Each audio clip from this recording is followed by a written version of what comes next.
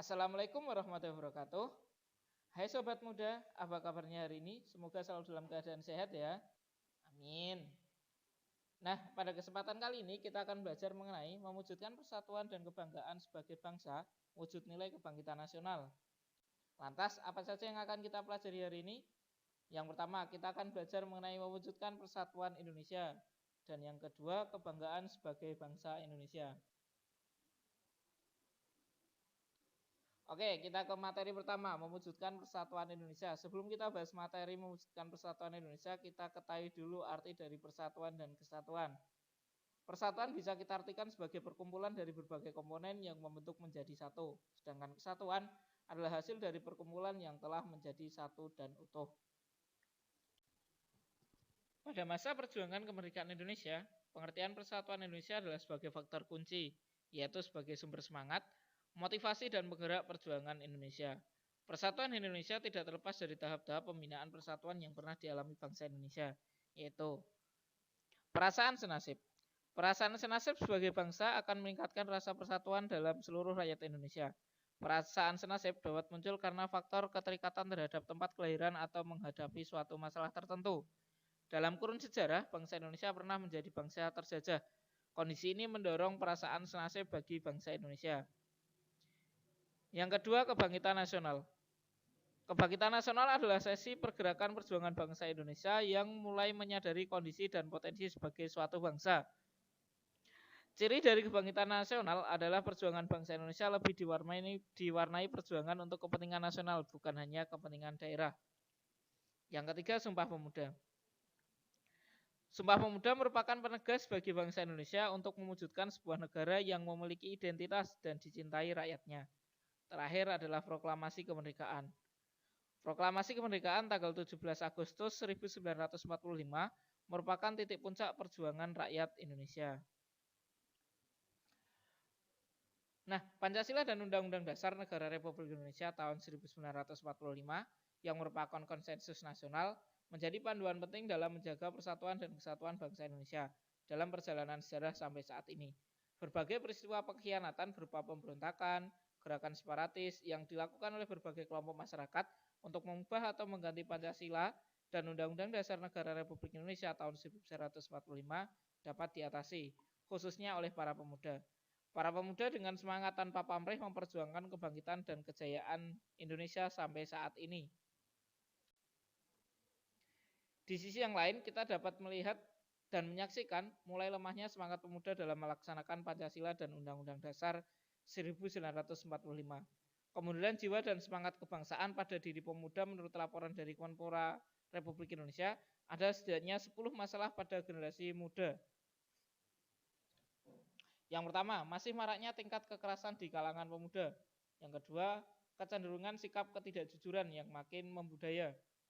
Ketiga, berkembangnya rasa tidak hormat kepada orang tua, guru, dan pemimpin. Keempat, sikap rasa curiga dan kebencian satu sama lain.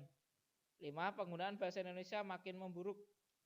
6. Berkembangnya perilaku menyimpang di kalangan pemuda seperti halnya narkoba, pornografi, porno aksi, dan lain-lain.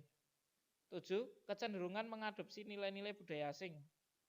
8. Melemahnya idealisme, patriotisme, serta mengendapnya semangat kebangsaan.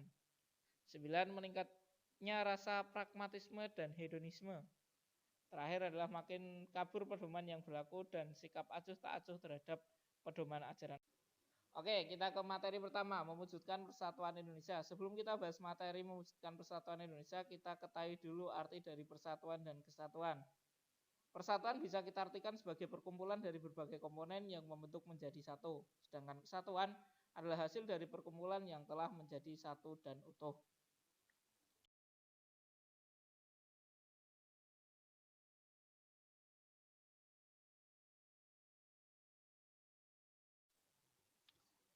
Dalam hal kehidupan berbangsa dan bernegara, kita sebagai pemuda perlu mengangkat kembali nilai-nilai semangat juang, khususnya nilai-nilai yang terkandung dalam Undang-Undang Dasar Negara Republik Indonesia tahun 1945. Contoh sikap positif yang berkaitan dengan nilai-nilai kebangsaan yang terkandung dalam Undang-Undang Dasar Negara Republik Indonesia tahun 1945 adalah sebagai berikut. Ini bisa kalian baca di buku paket halaman 83 sampai dengan halaman 85.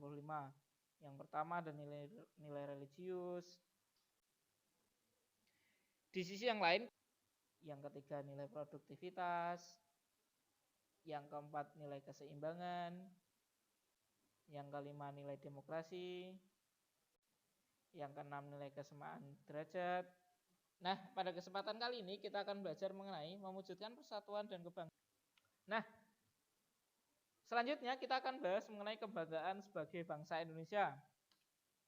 Nah, apakah kalian bangga menjadi bangsa Indonesia? Dan hal apakah yang membuat kalian bangga menjadi bangsa Indonesia?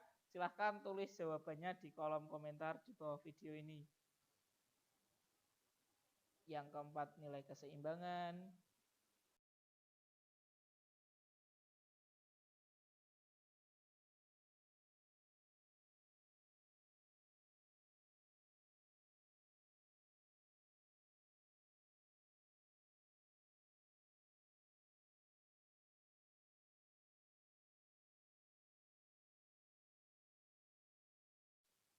Yang kedua, kita memiliki keanekaragaman dalam berbagai aspek kehidupan, sosial budaya seperti adat istiadat, bahasa, agama, dan kesenian. Yang keenam, nilai kesamaan derajat.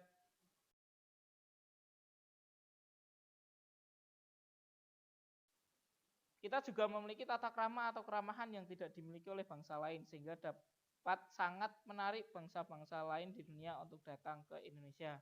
Karena kita terkenal dengan kemurahan senyumnya.